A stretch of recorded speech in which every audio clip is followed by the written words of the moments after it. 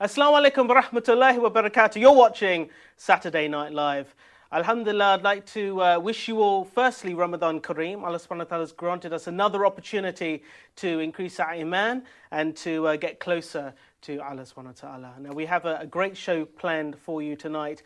Following on from my win over Danny Williams back in November 2005, my next challenger has set his eyes on the SNL Championship belt. Yes, that's right. My guest turned professional in 2004 at the tender age of 23 when he knocked out Lance Hall in the first round.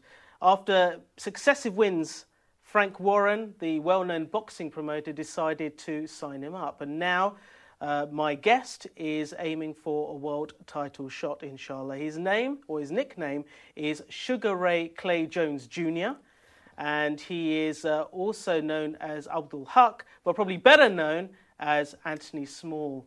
Assalamu alaikum, brother. Wa alaikum salam wa rahmatullahi wa barakatuh. How you doing? Alhamdulillah. Great to have you here.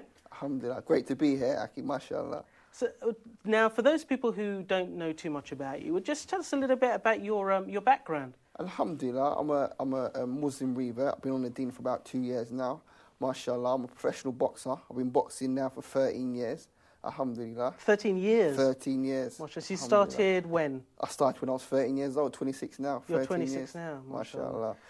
So so which part of the country are you from? You're from London, right? I'm from London, that's correct, southeast. You're brought up in what, Brixton? That's stereotypical, that is. Look at this, I'm a black man from London, so I must be brought up in Brixton. Itakillah. No, I'm actually brought up in Lewisham, thank you very much. Not too far from Kent, sir. Yeah, I was brought up in Lewisham, not Brixton. However, I do visit Brixton Masjid, and I do visit Lewisham Masjid also, and Old Kent Road. They are all in the southeast area of London. It doesn't mean I'm necessarily a Brixton boy. No, alhamdulillah, I'm brought up in Lewisham. I feel like the challenge has already started. It has already started. You've just attacked me and said, black man must be from Brixton. No, I'm not from Brixton, thank you very much. I just guessed that. Perhaps. We're from Peckham, I don't know. Peckham, Brixton, I don't know. You didn't say Peckham, you said Brixton. Okay, all right. Let's skip over that. I do apologise humbly. Apology accepted. that you're not from Brixton. It would have been helpful if you were, but you're not. Because it would have fit the stereotype. Yeah, exactly. It would fit the stereotype.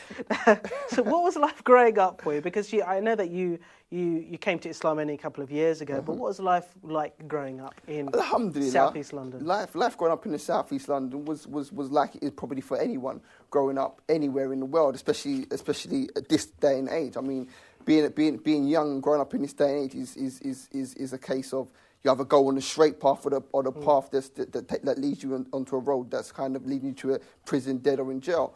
But alhamdulillah, a lot of my friends did go that way, dead, in prison or in jail. But because of boxing, I stayed disciplined. So although I did do a few things that was on that path, I still were able to get. When I got to the stage whereby I thought, boy, this ain't really going nowhere.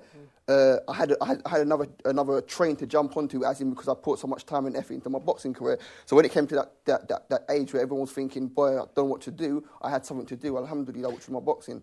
Did you get strong guidance from your parents? Not necessarily, because I've got an older sister who probably used to bully me when I was younger, and my cousin used to bully me because I was only very small and a very hot temper when I was younger. So he used to like winding me up. So everyone used to look at me like I was the sissy boy. So when I started boxing, no one took me seriously. It's only when I started going internationally as an amateur that my mum was like, oh, my son's a boxer, coming home with trophies and the rest of it. That's when I really got the recognition, but not too much support, because they thought I was a little sissy boy. Well, alhamdulillah. That's cool. So maybe we could nickname you as the sissy boy. But possibly, that's another show. When we jump in the ring, I know you're going to take it out of me. Not too much. Not too much. I'll take it easy on you. Inshallah. What actually made you take up boxing? What was it about boxing? Did you have other hobbies or interests at the time, or what was it about boxing? Was it because you were being bullied and teased that you thought, well, hold on, I'm a pansy, sissy boy, whatever you call yourself, and I want to try and change that stereotype? That's just harsh. It's what you've just done there. Possibly, I could have serious issues about my past or being bullied. And what you've done, you've not just scraped the surface on them. You've got out a dagger and you've ripped through the surface. Imagine if I was an insecure type of person, I could be in tears right here, right now, live on Saturday Night Live. How would you feel about that? That'd make for very good TV. Would it make you right? Absolutely. However, ratings would be all the way out there. And I do apologise again if I have brought back some. That's two strikes. You got one left now. You're really. No, you got as many as you want, but maybe we're gonna get in the ring together someday. We will do. Oh, absolutely. Sooner rather than later, brother. You better bear that in mind when you start insulting me. So now we're assuming that you. I don't know. I presume it was the people around you that did they push you into boxing? No. You just saw fights and you thought, hey, I'd like to do this. Really and truly, I was very hyperactive as a youth. So when I went into my teenage years, I needed something to do with my energy. And one of my friends was going down to the gym, so I went along with him. And from there, I developed my boxing ability. Tried other things like football, but I early realised I've got 2 left feet, so that went straight out the window. Then I just developed boxing, realised I had a natural gift at hitting and not being hit, and just went from there, alhamdulillah, and just pursued with it and had goals and dreams of making it, but no real direct route to take. But just carried on persisting with my goal where I wanted to be in the future, and alhamdulillah. Which fighters were you aspiring to, or which fighters were you watching that perhaps had the most influence on you? Mashallah. See, the thing with me, as I said, when I entered boxing, I kind of went down the gym kind of my own to a certain extent. So the trainers didn't really have much interest in me. So I kind of learned how to fight by myself to a certain extent. But what I did used to do was watch old-time fighters. I used to watch people like Muhammad Ali, Prince Nazim. I used to watch these guys, watch Sugar Leonard, watch Roy Jones, and watch these fighters and basically pick up things and pick up moves, which is why I call myself Sugar Ray Clay Jones Jr., which is a token to the fighters that kind of helped me be the fighter I am today, with the will of Allah. So the nickname you have, which is Sugar Ray Clay Jones Jr., is Sugar Ray, Sugar Ray Leonard, and Sugar Ray Robinson. Sugar Ray Robinson, right? Yeah. And then Clay is in Cassius Clay, is in Muhammad Ali. Yeah. You might want to change that, call that Ali now.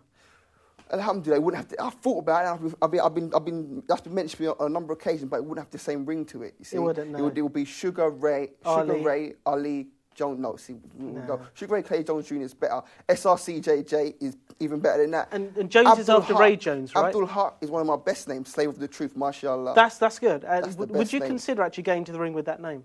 Inshallah, but then it would mean changing my passport, changing my boxing license, and all types of other things, and possibly it might be a bit complicated. But alhamdulillah, inshallah. Yeah, subhanallah. Well, so after you started going to the gym, how long until you became proficient, or when you became good at boxing? Because you must have gone to the gym. You probably didn't know how to punch straight, because it's not easy. There's a technique involved in it, putting your whole body into it rather than hitting like a sissy or a pansy. But you referred to me as a sissy and a pansy. No, I said rather than hitting I didn't say you hit like a sissy or pansy. But usually people who go into boxing... Two and a half. I'm going to see a bit too. Let's be generous. Half, quarter, 2 1/4. Now. I'm going to throw this down and put you in a headlock. So how long until you went into the gym, you started going on the punch bags, that you actually had your first fight?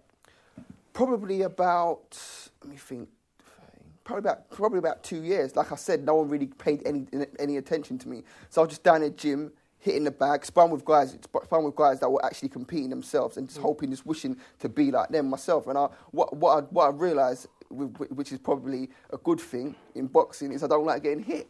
Anyone does. I don't like getting hit. No. So therefore, that makes me a good boxer, because my first thing is to hit you without you hitting me. So that's how I developed my style of moving my feet and keeping my head out of range, mashallah. So then, had my first professional amateur fight, mashallah, and just went from there, alhamdulillah. Right. After about 2 years, it was for my first amateur 2 years before your first fight? First 2 years, yeah. Wow. Which really could have put a lot of people off, because he's thinking, what am I training for, I want to fight. But because no one was really interested in me, I just carried on doing what I want to do and had goals of being a world champion, although I hadn't even had my first amateur fight, but alhamdulillah. I know how you feel. Even myself, I'm sort of likened to Hitman Hearns. Is that correct? Yeah, but we'll talk about that later. It's just a long story. Yeah. What, are you a devastating puncher? What are you? Oh, absolutely. Quick hand speed? Coordination? A bit like Sugar Ray as well. Okay. A bit like Sugar Ray, apparently. But, who am I? I've got these